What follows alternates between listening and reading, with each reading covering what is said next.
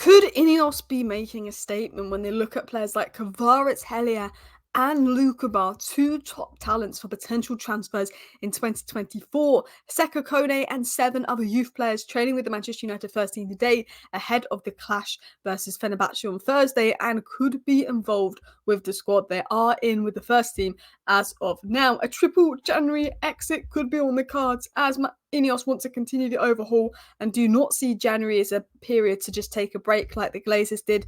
They want to take advantage of the January window, not just for ins, but getting the higher wage players out.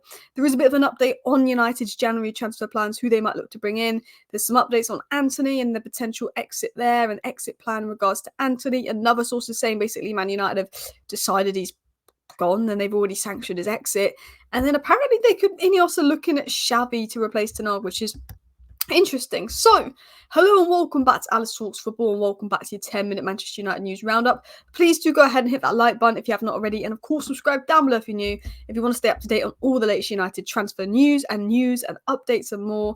Here we go. So let's start about this story coming up from Fabrice Hawkins, who is a good and reliable source of information. And there's no doubt in my mind that INEOS will be looking at a player of this calibre. Whether we can sign this player and beat the competition is the question mark. If we like him, I'm sure we do.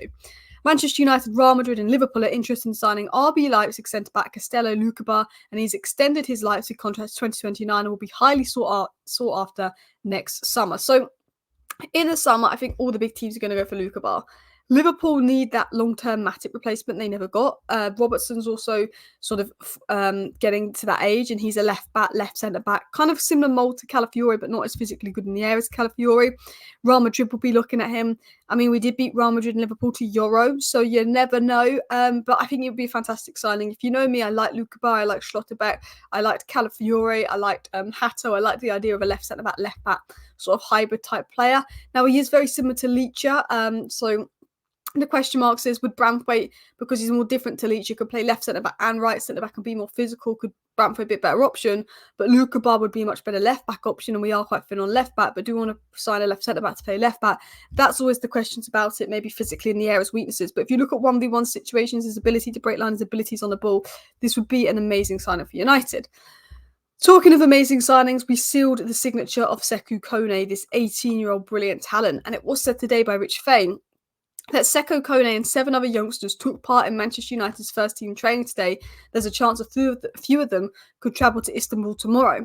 And then Steve Ralston, who also gets information on the academy, said the expectation is a handful of youngsters from the under-21s will be included in the Manchester United squad to face Fenerbahce, and some might make the European squad for the first time in their careers. And Sekou Kone is among the names in contention already to make the United squad. I think Jack Fletcher, Toby Collier, Harry Amas is set to apparently already make it in most contention. Dangor, Harry Amas, I think those players are most likely to make it, but Sekou Kone is there, a couple other youngsters are there, and it's a very exciting time because not only have we got Sekou Kone to be excited for, we've obviously got Obi Martin, and it was said by the Mail that there's a sense among scouts and interested observers of youth football that Obi Martin will be in and around the under-21 group in no time at all, is what has been said as well, that he is, expected to make his rise up. Just made his under-18s debut, could soon slot into the under-21s. Obviously, Sekou Kone is sort of playing for under-23s, while he's being moulded into that. He's not played yet. And obviously, the coach has been really impressed by him, and he's been training with the first team because Sekou Kone is sort of seen as a first-team signing, but a bit like when we signed Ahmad, we sort of put Ahmad with the youth and integrated him, but Ahmad was seen as a first-team signing as well. So, interesting time with the youth. I want to get into a few other stories that's come up from the Muppeteers on our January plans. I want to get into the Kvaratskhelia news, the Xavi news. There's a lot of stories going about, but do let me know your thoughts in the comments.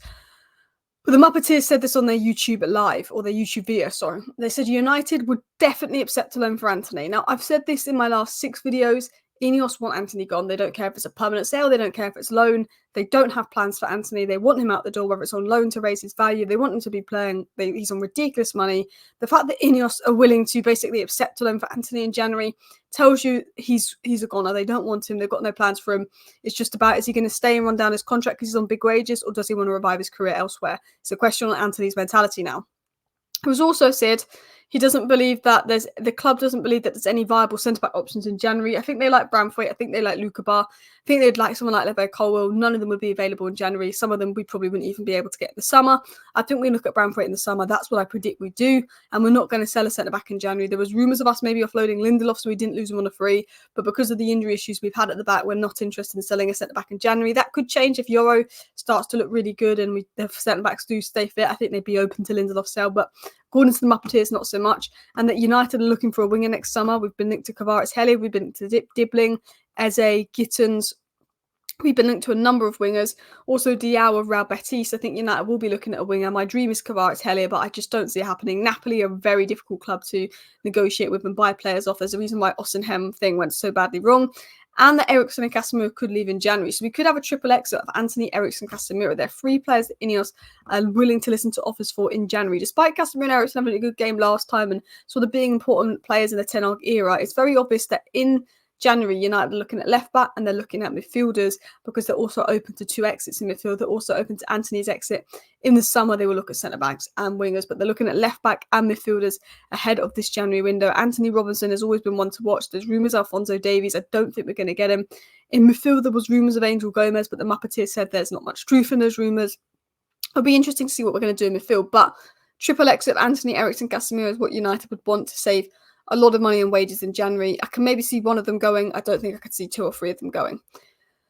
Continuing on as well, it was said that Manchester United have already sanctioned Antony's exit. So just to add that to that, the fact that Man United have already sanctioned Antony's exit, they've already decided, yeah, Antony's off out. It's just up to him to leave. We've told him to leave. Will he want to stay and run down his wages now? Or is he going to try and revive his career? It's all on Antony, that. And the other transfer plans in regards to United was that Manchester United sent a representative to Napoli's game against Empoli at the weekend to watch Kvaratskhelia. Now, people talk about Leao, people talk about Wirtz, people talk about Musiala, but my first pick for a winger, because Wirtz and Musiala better centrally, is Kvaratskhelia, because he can do it in a bad team, he can do it in a good team, he can perform, he can get the numbers, he can play on either wing, he's fast, he's quick, he's rapid. I think he'll suit the Premier League. I think he'd suit Ten Hag and whatever manager INEOS could bring in after Ten Hag. I think he's a level ahead of Rafael Leao when I've watched Serie A. I think he's honestly the best winger in Serie A and would be my dream. Now, I don't think we're going to get Lukeba and I don't think we're going to get Kvaratskhelia. I think there'll be too much money and too much competition, but they would be like my personal two dream additions if I got to bring two in. Continuing on as well, this is a bit of a shock story. I don't know how much I believe it, but it was said that Xavi Hernandez is emerging as a potential target for the Manchester United job if the club decide to sack Ten Hag. Intermediaries have made contact with the ex-Barcelona boss twice in the last few months. I would rather stick Ten Hag than get Xavi.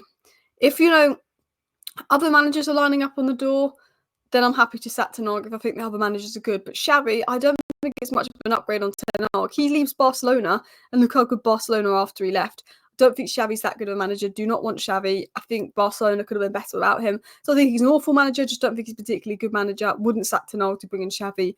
There's a few managers I'd sat Ten Hag to bring in, and Xavi is not one of them.